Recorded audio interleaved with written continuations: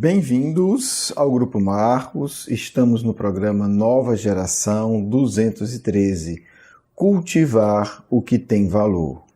Estamos dando continuidade ao nosso estudo de O Livro dos Espíritos, parte 2, capítulo 8, item 2, visitas espirituais entre pessoas vivas. Onde quer que nos encontremos, são os nossos amigos que constituem o nosso mundo. Essa frase é de William James, um dos maiores psicólogos dos Estados Unidos, talvez o maior, certamente o maior pensador do século XIX dos Estados Unidos, o pai da psicologia nos Estados Unidos, um indivíduo brilhante, com uma mente realmente superior, fez a promoção de muitos trabalhos espiritualistas, falava em estados alterados de consciência, falava em vida espiritual, em fenômeno de interação com seres espirituais, que nós espíritas chamamos de mediúnicos. Realmente uma mente avançada.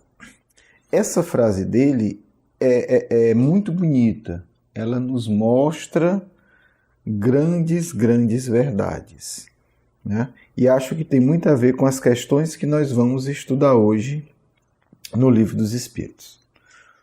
Vamos lá, já a gente entende, a gente vai trabalhar hoje poucas questões.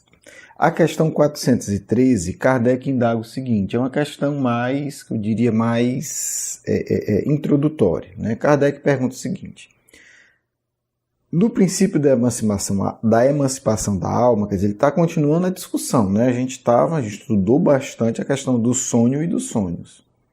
Então, partindo disso, que a gente já sabe que ao dormir a gente sai do corpo durante o sono, parece resultar que temos uma dupla existência simultânea. Pergunta de Kardec, a do corpo, que nos dá a vida de uma relação exterior, e a da alma, que nos dá a relação oculta. Isso é exato? Então a gente vê aqui o modelo de pergunta de Kardec. É interessante a gente ver isso. Se a gente for observar as formas de Kardec perguntar ao longo do Livro dos Espíritos, elas vão variar bastante. Nesse caso aqui, ele faz uma afirmação e pergunta, é isso mesmo? É isso que vocês entendem assim? Os espíritos vão, obviamente, claramente responder que não. Aí o cuidado com as palavras. Ele vai dizer, o que é que os espíritos explicam? No estado de emancipação, o que é emancipação? Está fora do corpo. E é uma palavra bonita, emancipação. É estar livre. Se foi emancipado, é a emancipação da escravidão. O indivíduo se torna na nossa sociedade, com 18 anos ele está emancipado, juridicamente, ele pode exercer a vida social como adulto, por exemplo. Então é um estado de maior liberdade e, naturalmente, maior responsabilidade. Os espíritos vão dizer, no estado de emancipação, a vida do corpo cede à vida da alma, que eles estão discordando aqui da afirmação de Kardec. Porém, não são, propriamente falando, duas existências. Quer dizer, você não tem, eu tenho uma existência corporal e uma existência espiritual a rigor. Não. São antes duas fases da mesma existência. Pois o homem não vive duplamente. O que é que os espíritos querem dizer aqui com a linguagem limitada do século XIX, gente? Em relação a fenômenos espirituais, psicológicos, o século XIX em relação ao século XX e XXI é extremamente pobre, tá certo? Não tinha muito conceito nessa área do saber. A psicologia estava começando. Ainda está, mas pelo menos já tem 100 e tantos anos. Antes tinha décadas. Então, o que acontece? O que os espíritos estão falando é que não, a vida do espírito é única, mas ele tem realidades, tem fases diferentes. A gente pode fazer uma comparação. Você tem a sua vida, digamos, familiar, dentro de casa, no âmbito das relações familiares, e você tem a sua vida estudantil, profissional e etc., ou seja o que for.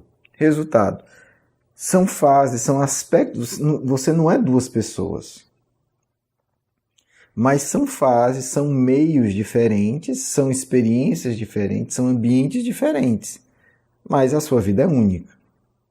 Então, sair do corpo não é exatamente uma outra existência, né? É a mesma vida do espírito, mas são fases diferentes, são ambientes de experiência diferente.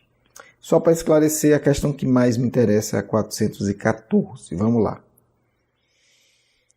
Duas pessoas que se conhecem podem visitar-se durante o sono? Pergunta. Resposta dos espíritos. Sim, e muitas outras que julgam não conhecer. Olha que interessante aí, né? O que é que os espíritos estão falando? Reúnem-se e se falam. Podes ter, sem o suspeitares, amigos em um outro país.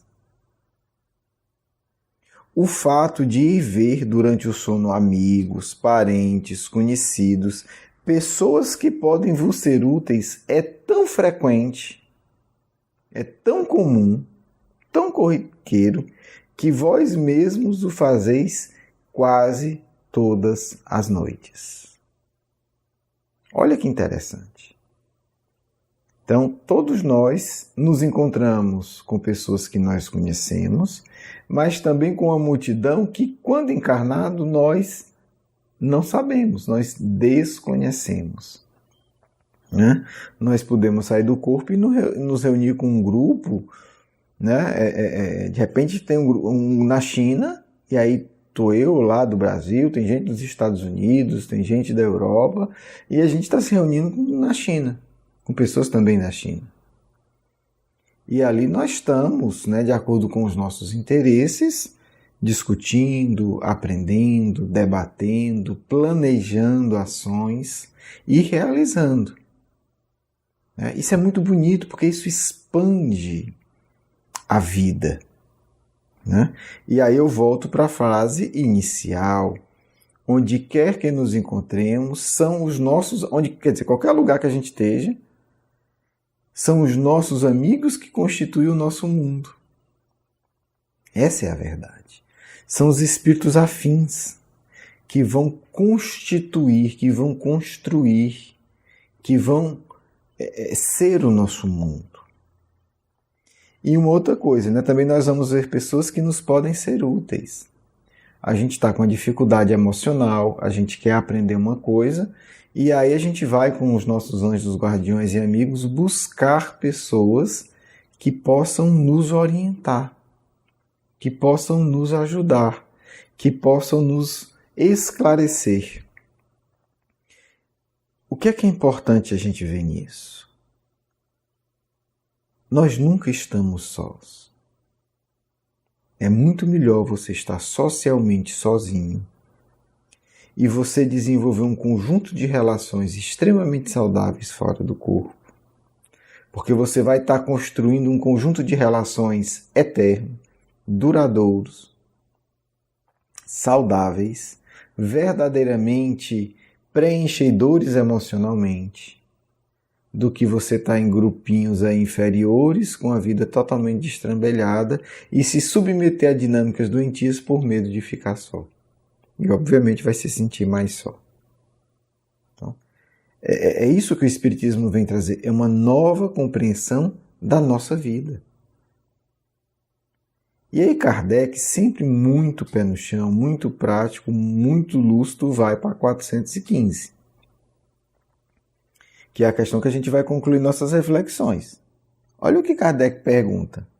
Ok, muito bonito, mas qual a utilidade dessas visitas noturnas, já que não nos lembramos? Né? A pergunta que vem a todo mundo. É lindo, mas se eu não lembro de nada. E aí, a gente hoje, né, um pouco mais avançados os estudos da memória, vai entender que existem vários tipos de memória. Inclusive, isso é ponto pacífico para quem estuda, a memória corporal. O livro mais importante da história da psiquiatria e da psicologia sobre trauma no mundo, sem dúvida, quem conhece não pode questionar isso, que assustadoramente não existe em português. Eu não sei como é que o pessoal está se virando em atender trauma sem esse livro, porque ele é quase uma enciclopédia, do maior estudioso do tema, né, na atualidade, está vivo, Dr. Bessel van der Kolk,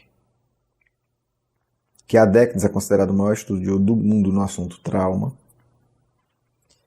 Se chama The Body Keep the Score. É um título que já é extraordinário. O que é que ele vai dizer nesse livro? O que é que ele vai dizer? Que tudo o que acontece conosco está registrado no corpo, nas células. Existem registros biológicos de tudo que nos acontece. Olha que questão profunda em relação à memória. Então a memória não é só a lembrança consciente. Hoje a gente pode... Aqui os espíritos não tinham como recorrer a isso, porque ia ficar muito esquisito. Então os espíritos avançam um pouco na compreensão, mas ele não pode avançar tanto. Se um espírito dissesse aqui para Kardec, em 1854, dizendo, não, as vossas próprias células, elas registram a memória. Fica muito estranho, e Kardec não ia ter como, nem de uma maneira indireta, avaliar isso. Célula tem memória? Quer dizer, hoje tem muito estudioso na área que não sabe. Tem muito psicólogo e psiquiatra que não sabe disso. Hoje, 2019. Então, assim, mas para os estudiosos isso não se discute mais. Isso é dado comprovado em laboratório. Tá certo? É só um exemplo. Então, assim, primeiro, não lembrar conscientemente não quer dizer ter esquecido de forma absoluta. De forma nenhuma quer dizer que aquilo não vale nada, por bem e por mal. Se sofreu um abuso na infância e você não lembra nada, esse abuso continua destroçando a sua vida sem você saber. Ah, mas eu não lembro. Mas a desgraça continua acontecendo até você lidar com isso. Então a coisa é profunda. Hoje eu posso falar sem nenhum problema, porque, enfim, tem centenas de trabalhos, você tem esse livro que é a referência mundial hoje. Mas você tem aí centenas de artigos e livros científicos sobre o assunto. Então, assim, não se iluda, não seja ingênuo. Né? Não, vamos sair desse nível de primário. Né? Vamos sair desse nível primário. Não é só não lembrar. Ah, não lembro o que aconteceu. Mas isso afeta a sua vida, isso afeta o seu metabolismo. Não é linguagem figurada, não, é linguagem técnica. O seu metabolismo celular é afetado por suas memórias. Inclusive, memórias não conscientes. Ou talvez principalmente por memórias não conscientes. Então, não vamos ter essa ilusão. Vamos continuar aqui rapidamente. Só que os espíritos não podem dizer isso, óbvio. Então, eles vão mostrar a mesma coisa sem usar esses termos que não existiam na época. Eles vão dizer, comumente fica delas uma intuição ao despertar. Então, primeiro, você não lembra, mas fica uma intuição, vaga que seja. Aí você vai dizer, mas a intuição vaga serve para alguma coisa? Explicam os espíritos. E frequentemente originam certas ideias que espontaneamente, sem que possa explicá-las, e que não são outras, senão as que vocês adquiriram nessas conversações. Olha que bonito. Ok, acordei, mas eu me esforço, eu tenho uma vida equilibrada, eu me vinculo a pessoas saudáveis. O meu mundo, que são os meus amigos, segundo lá o William James, é um mundo saudável. Então, toda noite eu estou lá fazendo alguma coisa saudável, elevada, hoje estou aprendendo. Não lembro, ok. Embora você possa lembrar, a gente já discutiu isso à saciedade, né? Existem milhares de técnicas, a gente citou algumas para você lembrar. Né? A base tem uma vida calma, equilibrada, aprenda a relaxar, é o começo de tudo. Ok. Mas digamos que eu não consigo lembrar. Ainda assim, nada é perdido. Absolutamente nada é perdido. Você vai estar no seu dia a dia e de repente você tem aquela ideia. Nossa, pensei em fazer isso. Que interessante. Do nada, me veio um impulso de desenvolver um hábito saudável. Do nada, entre aspas, veio um impulso de estudar tal coisa. De repente, do nada, eu tive um insight e passei a compreender que aquela relação de amizade que eu estava desenvolvendo é doentia. Que eu estou me submetendo a um padrão de relação não saudável. Por quê? Porque você estudou com seus amigos e começou a enxergar mais o mundo. Ou tive uma ideia maravilhosa para um trabalho na universidade. Do nada, ouvi o nome do autor e por algum motivo me chamou a atenção. Do nada, alguém citou o nome de um livro e disse, meu Deus, o que será isso? E descobri uma área de estudo, várias respostas para a minha vida. Então isso acontece com todo mundo, né? Nas mais diversas situações. Então assim, o que os Espíritos estão dizendo é, não seja ingênuo. Não é porque você não lembra como tivesse assistido um filme, ou como fosse uma reunião que você tivesse na sua, né, sei lá, no seu trabalho, no seu estudo, que isso não tem valor. Ao contrário, talvez tenha um valor mais ainda porque você vai ter uma intuição profunda. Então, é uma forma de arquivar a memória mais eficiente. Porque talvez você não lembre de uma conversa que você teve no seu trabalho há exatamente 1 ano atrás, ou com seus amigos aqui. Mas talvez brote uma intuição de um estudo que você fez há 4 anos atrás com seus amigos no plano espiritual. E aí, de repente, você lê um texto, ouve uma frase, e aquilo, por algum motivo, traz uma explicação que não está ali. Mas ela gerou uma associação e despertou essa compreensão. Então, não nos iludamos. O que a gente constrói ao encontrar esses amigos e essas pessoas que a gente busca é um fator decisivo do nosso caminho no mundo mais grosseiro, no mundo material. Bem, espero que tenha sido útil esses comentários, espero que a gente cultive essas amizades, cultive essas intuições, para que a gente possa, de fato, enriquecer e enlarguecer a nossa vida. Já pensou que coisa linda? Desencarnarmos e nos darmos conta que temos dezenas e centenas de amigos espalhados pelo mundo. Alguns desencarnados, outros encarnados, a gente lá vai visitar fulano. Porque aí nossa memória vai estar toda liberada. Né? É a meta.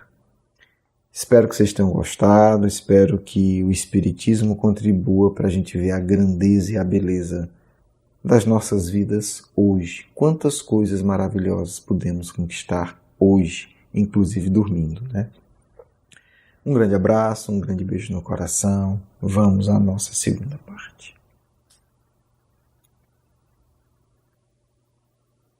Que o Cristo nos acompanhe e nos ilumine sempre. Meus filhos, espero que vocês entendam. Nós queremos ser seus verdadeiros amigos. Queremos ter sintonia com vocês. Queremos nos reunir com cada um de vocês. Ao vocês saírem do corpo, queremos levar vocês a viagem, excursões, passeios espirituais instrutivos. Queremos apresentar vocês a uma multidão de espíritos bons que estão na Terra trabalhando. Queremos de todo o coração que vocês façam parte da nossa equipe. Vocês podem fazer, vocês devem fazer. Precisamos que vocês queiram ardentemente. Precisamos que vocês se preparem ao longo do dia. Precisamos que vocês saibam como aquietar a mente e o coração antes de dormir. para poderem estarem conosco em atividades, em conversas, em estudo, em diálogos verdadeiramente educativos. Por isso, filho, não achem apenas interessante essa ideia. Perguntem-se: eu quero construir amizades superiores ao redor do mundo? Eu quero construir amizades com muitos membros de muitas equipes de trabalho cristão?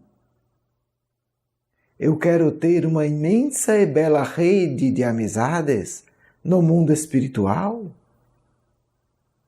Filhos,